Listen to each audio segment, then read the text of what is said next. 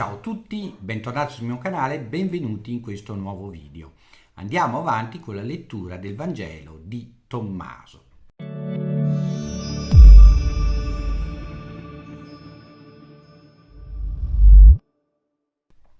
Quindi eravamo arrivati al sesto logia o sesto versetto che dir si voglia e oggi facciamo settimo, ottavo e nono, facciamo sempre 3 versetti al passaggio. Andiamo a leggere.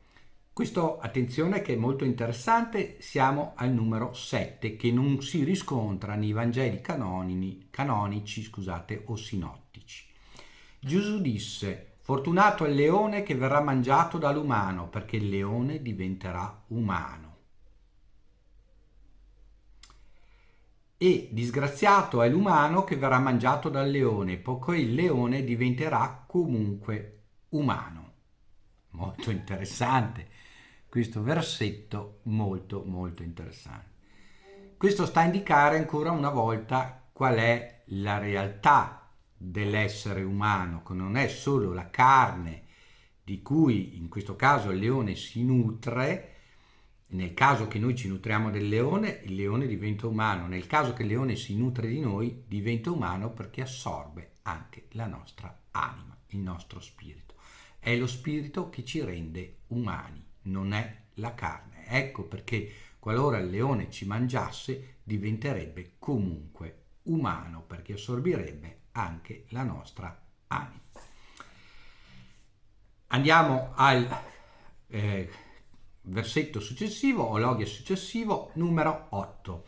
E disse: l'uomo è come un pescatore saggio che gettò la rete in mare e la ritirò piena di piccoli pesci. Tra quelli il pescatore saggio scoprì un ottimo pesce grosso, rigettò tutti gli altri pesci in mare e poté scegliere il pesce grosso con facilità. Chiunque qui abbia 2 buone orecchie, ascolti.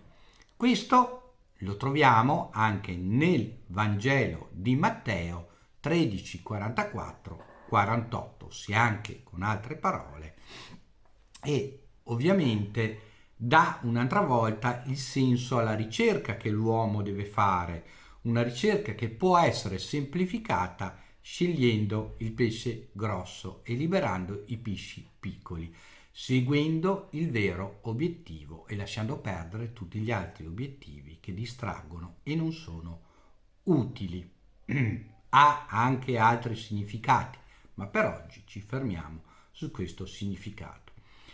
Leggiamo l'ultimo di questo video, il logia numero 9 o versetto numero 9, che vedrete è compreso anche negli altri Vangeli sinottici, non quello di Giovanni che è un Vangelo canonico ma non sinottico, e lo troviamo in Matteo, Marco e Luca rispettivamente 13, 4, 8, 4, 3, 8 e 8, 5, 8 per chi volesse come riferimento. Gesù disse: vedete il seminatore, uscì, prese una manciata e seminò. Alcuni semi caddero sulla strada e gli uccelli vennero a raccoglierli. Altri caddero sulla pietra e non misero radici e non produssero spighe. Altri caddero sulle spine e i semi soffocarono e furono mangiati dai vermi. E altri caddero sulla terra buona e produssero un buon raccolto, che diede il 60 per 1 o il 120 per 1, la famosa parabola del seminatore.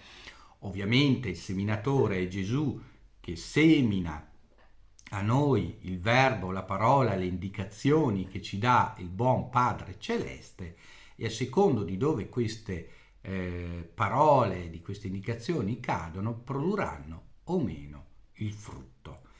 E soprattutto ci sono dei pericoli che vogliono impedire che queste parole attecchiscano sul terreno, quindi le spine, i vermi, gli uccelli, e noi da questo dobbiamo difenderci.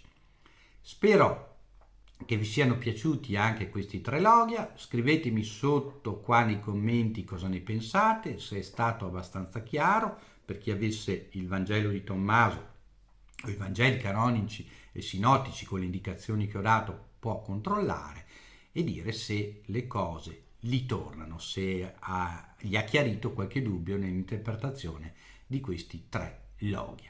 Per quello che riguarda il Vangelo di Tommaso ci vediamo in un prossimo video, e anche per il sottoscritto iscrivetevi al canale, mettete il like, condividete il video nei vostri social, date sostegno e supporto al canale. A tutti voi un caro saluto, ciao a tutti da Armando. Ciao!